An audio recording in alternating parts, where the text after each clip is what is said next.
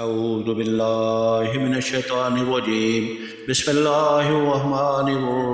الرحیم نحمدہ ونصلی علی رسولہ الکریم اما بعد رب اشرح لی صدری ویسر لی امری واحلل عقدۃ من لسانی یفقہوا قولی رب زدنی علما۔ سامعین کرام، سورہ غاشیہ کا تعارف، تلاوت اور ترجمہ پیش خدمت ہے۔ ترتیب کے لحاظ سے یہ سورہ 88 نمبر پر ہے۔ یہ بھی مکی صورت ہے جس میں 26 آیات اور 1 رکوع ہے۔ پہلی ہی آیات کے لفظ غاشیہ کو اس صورت کا نام قرار دیا گیا ہے جس کی معنی ہے قیامت۔ صورت کا پورا مضمون اس امر پر دلالت کرتا ہے کہ یہ بھی ابتدائی زمانہ کی نازل شدہ صورتوں میں سے ہے، مگر یہ وہ زمانہ تھا جب حضور صلی اللہ علیہ وسلم تبلیغ عام شروع کر چکے تھے اور مکہ کے لوگ بالعموم اسے سن کر نظر انداز کیے جا رہے تھے۔ اس کے موضوع کو سمجھنے کے لیے یہ بات نگاہ میں رکھنی چاہیے کہ ابتدائی زمانہ میں رسول اللہ صلی اللہ علیہ وسلم کی تبلیغ زیادہ تر 2 ہی باتوں یعنی لوگوں کے ذہن نشین کرنے پر مرکوز تھی، ایک توحید، دوسرے آخرت، اور اہل مکہ ان دونوں باتوں کو قبول کرنے سے انکار کر رہے تھے۔ اس میں سب سے پہلے غفلت میں پڑے ہوئے لوگوں کو چونکانے کے لیے اچانک ان کے سامنے یہ سوال پیش کیا گیا ہے کہ تمہیں اس وقت کی بھی خبر ہے جب سارے عالم پر چھا جانے والی ایک آفت نازل ہوگی؟ اس کے بعد فوراً ہی یہ تفصیل بیان کرنی شروع کر دی گئی ہے کہ اس وقت سارے انسان 2 مختلف گروہوں میں تقسیم ہو کر 2 مختلف انجام دیکھیں گے۔ ایک وہ جو جہنم میں جائیں گے اور انہیں ایسے اور ایسے سخت عذاب جھیلنے ہوں گے، دوسرے وہ جو عالی مقام جنت میں جائیں گے اور ان کو ایسی ایسی نعمتیں میسر ہوں گی۔ اس طرح لوگوں کو چونکانے کے بعد یخلخت مضمون میں تبدیل ہو جاتا ہے اور سوال کیا جاتا ہے کہ کیا یہ لوگ جو قرآن کے تعلیم و توحید اور خبر آخرت کو سن کر ناک منہ چڑھا رہے ہیں، اپنے سامنے کی ان چیزوں کو نہیں دیکھتے جن سے ہر وقت انہیں سابقہ پیش آتا ہے؟ عرب کی صحرا میں جن اونٹوں پر ان کی ساری زندگی کا انحصار ہے، کبھی یہ لوگ غور نہیں کرتے کہ یہ کیسے ٹھیک انہی خصوصیات کے مطابق بنائے گئے ہیں جیسے خصوصیات کے جانور کی ضرورت ان کی صحرائی زندگی کے لیے تھی۔ اپنے سفروں میں جب یہ چلتے ہیں تو انہیں یا آسمان نظر نہیں آتا یا پہاڑ یا زمین، انہی تینوں چیزوں پر یہ غور کریں، اور یہ آسمان کیسے چھا گیا، سامنے یہ پہاڑ کیسے کھڑے ہو گئے، نیچے یہ زمین کیسے بچھ گئی، کیا یہ سب کچھ کسی قادر متعلق شان حکیم کی کاریگری کے بغیر ہو گیا ہے؟ اگر یہ مانتے ہیں کہ ایک خالق نے بڑی حکمت اور بڑی قدرت کے ساتھ ان چیزوں کو بنایا ہے اور کوئی دوسرا ان کی تخلیق میں شریک نہیں ہے، تو اسی کو اکیلا رب ماننے سے انہیں کیوں انکار ہے؟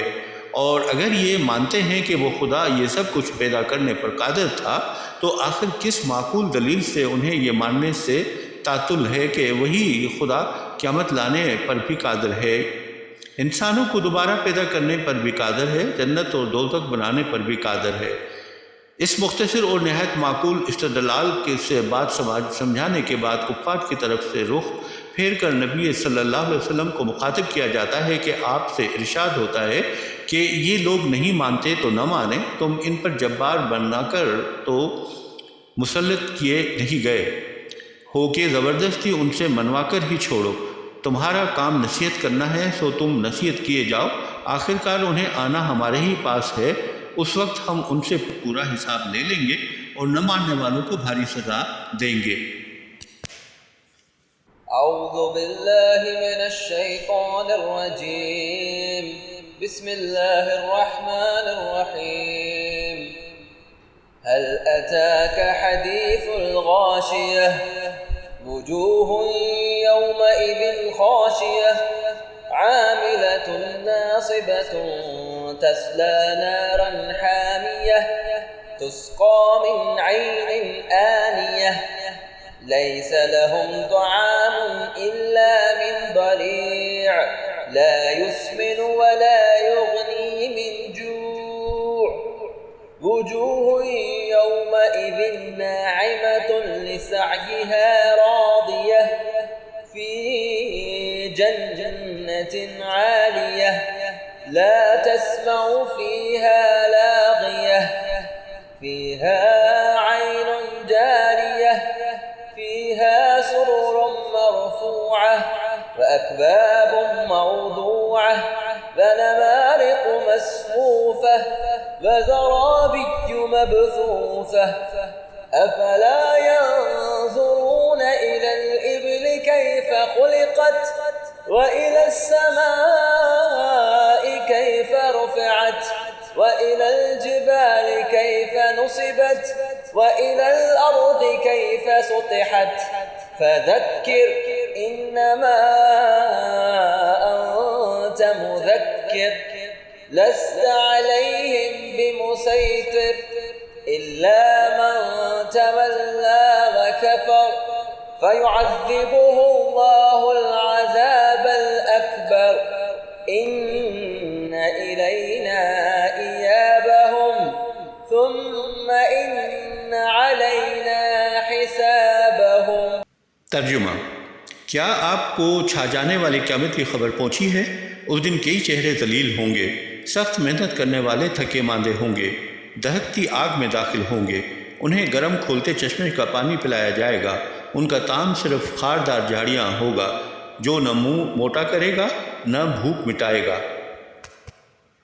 اس دن کئی چہرے تو